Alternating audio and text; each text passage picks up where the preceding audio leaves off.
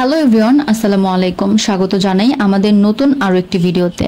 আজকের ভিডিওতে আমরা একটা ইনফরমেশন টপিক নিয়ে আলোচনা করব, যেটি হচ্ছে বর্তমান সময়ে প্রবল চাহিদাপূর্ণ একটা প্রোডাক্ট বললেই চলে, যেটি হচ্ছে ওয়ান টাইম এই ধরনের ফোম লাঞ্চ বক্স বা প্লেট তৈরির বিজনেস।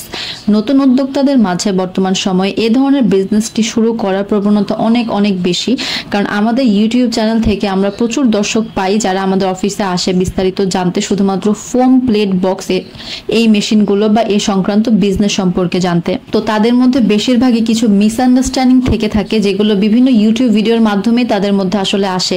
তো আজকের ভিডিওটা হচ্ছে সম্পূর্ণ আমি চেষ্টা করব যেই ভুল ধারণাগুলো অনেকের মধ্যে থাকে সেগুলো ক্লিয়ার করে দেওয়ার, এবং কোন মেশিনের মাধ্যমে কোন মেশিনের বাজেটে কিভাবে কি ধরনের প্রোডাক্ট তৈরি করা যায়, বা কোনটার চাহিদা বাংলাদেশে কেমন, বা র ম্যাটেরিয়াল কোথায় কি পাওয়া যায়, এগুলো নিয়ে একটু আলোচনা করার চেষ্টা করব।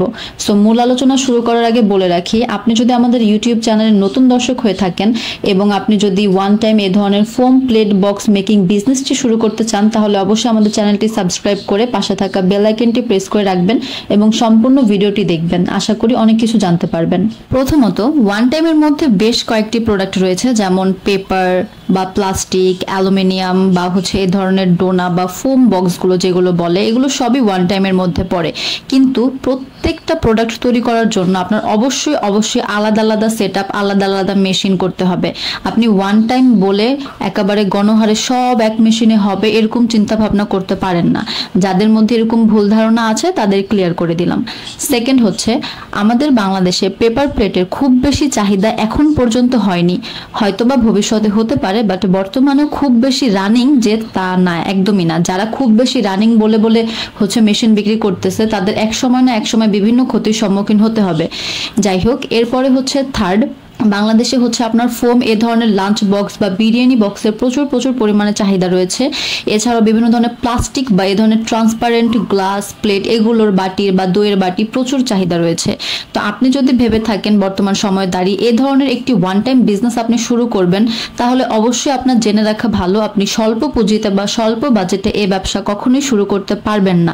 আপনার মিনিমাম কমার্শিয়াল একটা বাজেট লাগবে, এবং এ ধরনের মেশিনগুলো সেট আপ থেকে শুরু করে র ম্যাটেরিয়াল, কাঁচামাল, ফোমের ক্ষেত্রে সবকিছুতে আপনার ইম্পোর্টেড কাঁচামাল বা ইম্পোর্ট করতে হবে, কারণ বাংলাদেশে ফোমের এই ধরনের কাঁচামাল খুব একটা অ্যাভেলেবেল নয়। কিন্তু পেপারের কাঁচামাল বাংলাদেশে অ্যাভেলেবেল আছে এবং প্লাস্টিকেরও অ্যাভেলেবেল আছে, আপনি চাইলে শেখা যে কোনো জায়গা থেকে বাংলাদেশে পেয়ে যাবেন। বাট ফোমের ক্ষেত্রে অবশ্যই আপনার হচ্ছে দেশের বাইরে থেকে সংগ্রহ করে নিতে হবে।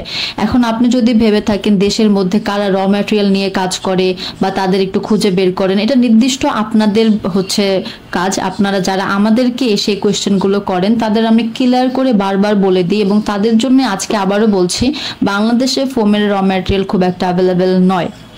যেহেতু আজকের ভিডিওর মূল টপিকই হচ্ছে ফোমের প্লেট বক্স বা ওয়ান টাইমের মধ্যে এই ফোম ক্যাটাগরিটা, তাই আমি হচ্ছে এই ধরনের বিজনেসটা নিয়ে এবার কথা বলি।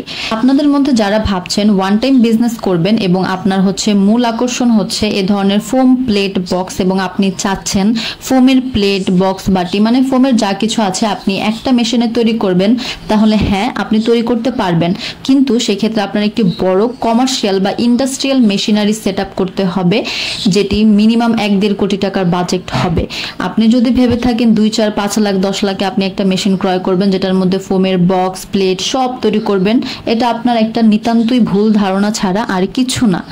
এরপরে বলি, আপনি যদি শুধুমাত্র ফোমের প্লেট তৈরি করতে চান, তাহলে হ্যাঁ আপনি ফোমের প্লেট তৈরি করার স্বল্প বাজেটে একটা মেশিন পাবেন, যেটা হচ্ছে ইন্ডিয়ান হাইড্রোলিক সেমি অটোমেটিক, যেটার মধ্যে আপনি ফোমের এ জাতীয় প্লেট বা এ ধরনের ফ্ল্যাট প্লেট বা হচ্ছে লাঞ্চ প্লেট তৈরি করতে পারবেন, বাট কোনো প্রকার বক্স যেগুলো ফোল্ডেড হয় আর কি সেগুলো তৈরি করতে পারবেন না।